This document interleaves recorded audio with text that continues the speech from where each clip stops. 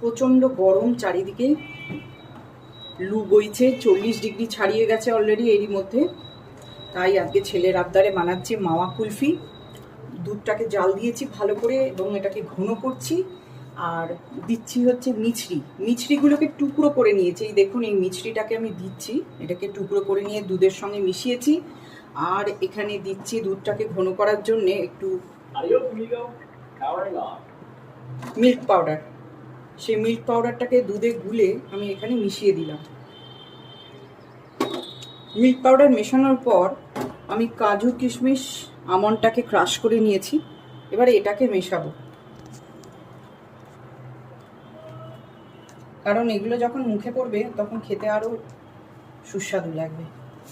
সব কিছুই ঘরোয়া উপকরণ, আর এগুলো তো প্রত্যেকের বাড়িতেই থাকে। কাজু কিশমিশটা প্রত্যেকের বাড়িতেই থাকে, না থাকলে আনিয়ে নিও।